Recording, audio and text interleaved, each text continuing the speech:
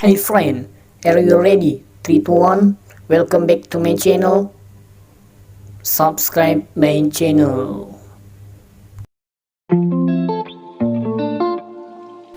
Selamat datang di siaran kami. Assalamualaikum warahmatullahi wabarakatuh. Perkenalkan, nama saya Farrozi. Saya merupakan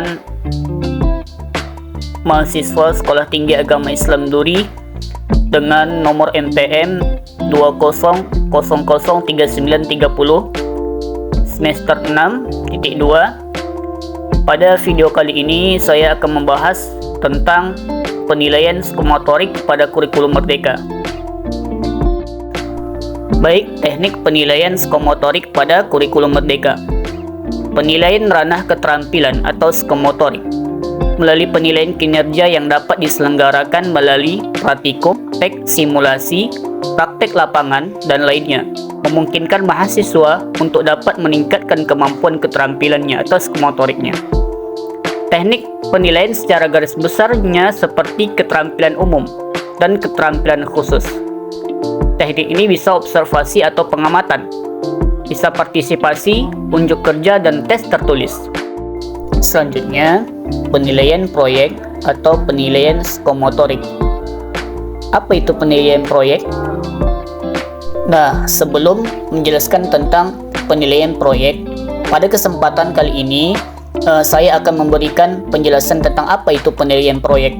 Mungkin di antara bapak atau ibu-ibu guru masih banyak yang belum memahami tentang apa itu penilaian proyek dan bagaimana tahapan melakukan penilaian proyek tersebut.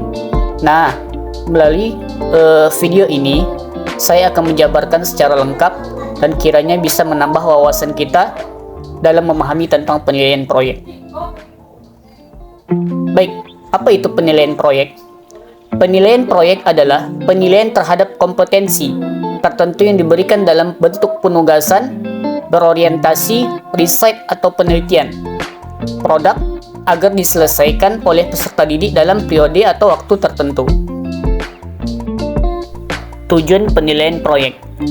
Tujuannya ialah untuk mengukur kemampuan peserta didik dalam memahami, mengaplikasikan, dan menyampaikan informasi tentang materi tertentu pada satu atau lebih mata pelajaran yang terkait sesuai dengan kompetensi atau kemampuan yang ingin dicapai pada penugasan yang diberikan. Selanjutnya, penugasan tersebut meliputi ada 4 item atau 4 poin. Yang pertama adalah perencanaan, yang kedua adalah pengumpulan data, dan yang ketiga adalah analisis data, dan yang terakhir dan yang keempat ialah penyajian data hingga pelaporan. Periode waktu untuk menyelesaikannya tergantung kompleksitas tugas, misalnya dalam 1 minggu atau 2 minggu, 1 bulan atau 1 semester. Selanjutnya, warning dalam penilaian proyek. Ada 3 item atau 3 poin.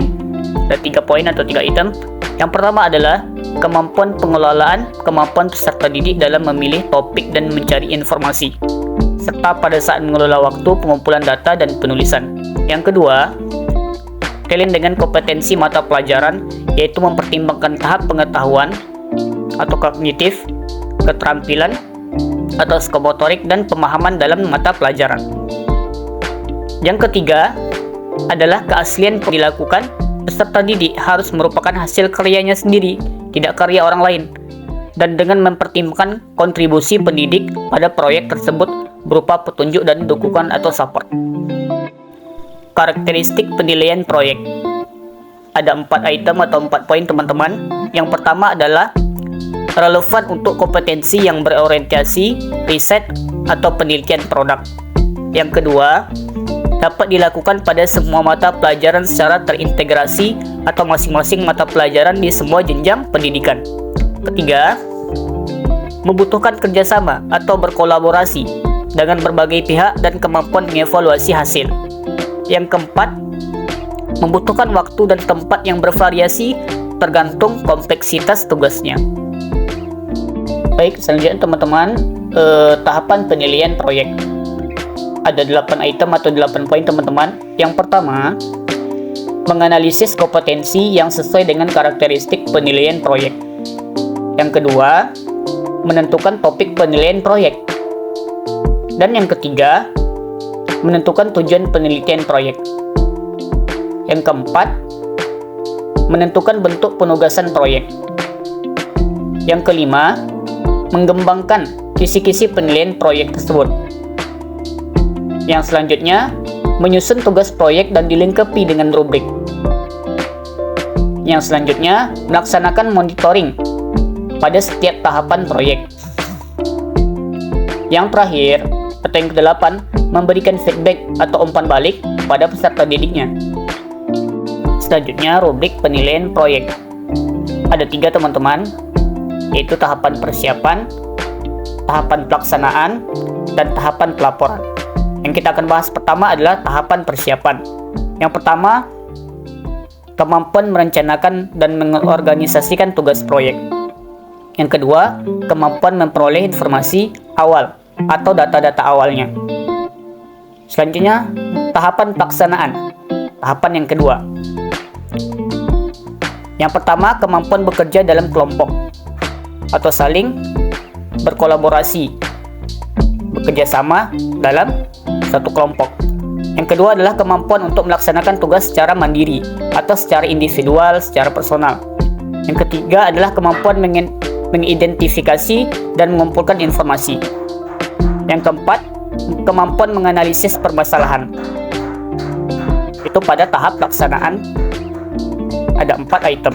Kemudian tahap pelaporan atau tahap yang ketiganya ialah kemampuan menganalisis dan menginterpretasikan data. Yang kedua, kemampuan membuat laporan.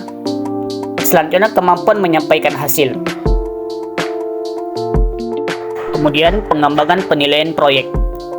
Ada 2 hal yang mengenai pengembangan proyek, teman-teman. Ada 2.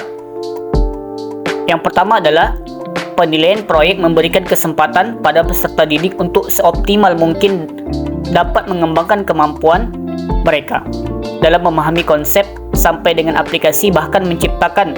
Dalam penilaian proyek, pendidik dapat menilai peserta didik secara individu maupun kelompok.